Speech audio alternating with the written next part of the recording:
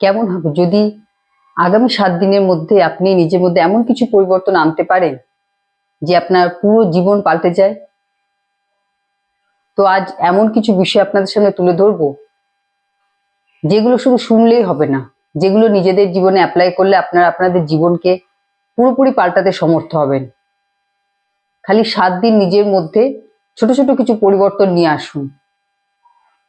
তো আমার সমস্ত ভাই বোনেদের বলবো, যারা নানান রকম সমস্যায় জর্জরিত হয়ে আছেন তারা আজকের এই ভিডিওটা দেখুন এবং যে জিনিসগুলি আপনাদের জীবনের সাথে ম্যাচ করছে সেই জায়গায় নিজেদের জীবনে পরিবর্তন নিয়ে আসুন। তাহলে দেখবেন যে বাকি কাজটা সময়ই করে দেবে। ঠিক আছে? তো সবার প্রথমে যেটা করবেন, আগামী 7 দিন মাথা উঁচু করে বাঁচুন। যতই জীবনে সমস্যা থাক, যতই বারবার বিভিন্ন কাজে ব্যর্থ হয়ে যান, কোথাও কোনো আশার আলো দেখতে না পান, তবুও নিজের মধ্যে সেই আত্মবিশ্বাস নিয়ে আসুন এবং মাথা উঁচু করে বাঁচুন। আপনার কথাবার্তায় যেন আলাদাই একটা আত্মবিশ্বাস থাকে, যে লোকে যেন আপনাকে দেখে চিন্তায় পড়ে যায় যে আপনার মধ্যে এরকম পরিবর্তন কি করে আসলো। এরপরে যেটা বলবো সেটা হচ্ছে স্ক্রিন টাইম। অনেকে দিনের মধ্যে অনেকটা সময় সোশ্যাল মিডিয়াতেই আটকে থাকেন।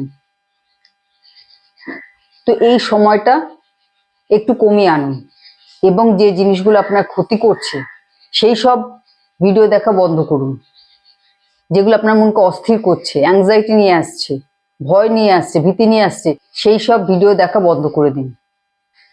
বরং যে জিনিসগুলো আপনার মনকে রিল্যাক্স করবে, আপনাকে নতুন কিছু শিখতে সাহায্য করবে, মনকে শান্ত করবে, সেই ধরনের ভিডিও দেখুন।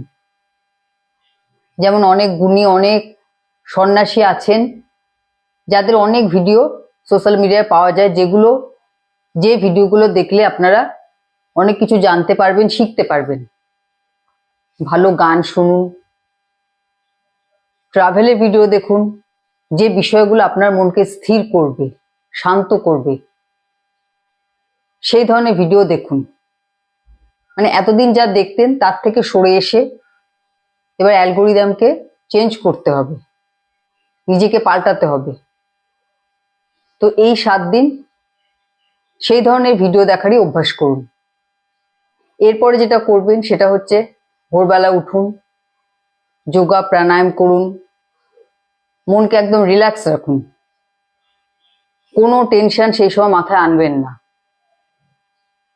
তারপর ভালো করে স্নান করুন, পারলে মন্দিরে যান, না হলে ঘরেই যে পূজা মন্দির আছে সেখানে কিছুক্ষণ বসুন, ঠাকুরের নাম জপ করুন। এইভাবে কিছুটা সময় সকালে কাটান, তাহলে দেখবেন যে দিনের শুরুটা একটা স্থিরতার মধ্যে থাকলে বাকি দিনটাও খুব ভালোভাবে কাটে। সকালের এই সময়টা নিজের ভাইব্রেশনকে হাই করুন, নিজের সঙ্গে নিজে সময় কাটান। এরপর আপনার দিনের বাদ বাকি যা কাজ আছে সেগুলো পরপর শুরু হয়ে যায়, সেগুলো পরপর করতে থাকুন এবং সময়ের কাজ সময় করুন। কোনো কাজ কালকে করব বলে ফেলে রাখবেন না। যখন যে কাজটা করবেন ঠিক করেছেন সেটা তখনই করুন এবং যে সময় রেগুলার খান সেই সময়টা ঠিক রাখুন, খাওয়া দাওয়া ঠিক রাখুন, যাতে শরীর মন সবই সুস্থ থাকে। কোনো অপ্রয়োজনীয় আলোচনায় অংশ নেবেন না, যেখানে কোনো সমালোচনা হচ্ছে সেই সব জায়গায় অংশ নেবেন না। যে সময়টা নিজের কাজকর্ম করছেন সেগুলো করার পর বাকি যে সময়টা থাকবেন সেই সময়টা নতুন কিছু শিখুন, নতুন কিছু করার চেষ্টা করুন এবং রাত্রে সারাদিনে যা যা করেছেন সেই সব কিছু লেখার অভ্যাস করুন। আর তারপর যখন রাত্রে শুতে যাবেন সেই সময়ও মনের মধ্যে ভালো চিন্তা রাখুন। সারাদিনে যে ভালো কাজ করেছেন সেগুলোকে নিয়ে চিন্তা করুন, পরের দিন কি কি কাজ করবেন সেগুলো ঠিক করে রাখুন এবং অবশ্যই ঈশ্বরের নাম নিয়ে তারপর শুতে যাবেন। এই 7 দিন আরো যে জিনিসটা করবেন, যে কোনো নেশা করার অভ্যাস থাকলে সেগুলো এই 7 দিন বন্ধ রাখুন। যদি একটু বেশি পরিমাণে থাকে যে আপনার খুব সিগারেটের নেশা আছে, যেটা আপনি বন্ধ করতে পারছেন না, তাহলে এই কদিন কমিয়ে আনুন। এরকম যে ব্যাড হ্যাবিট আছে সেগুলোকে পুরোপুরি বন্ধ না করতে পারলেও সেগুলোকে কমিয়ে আনুন।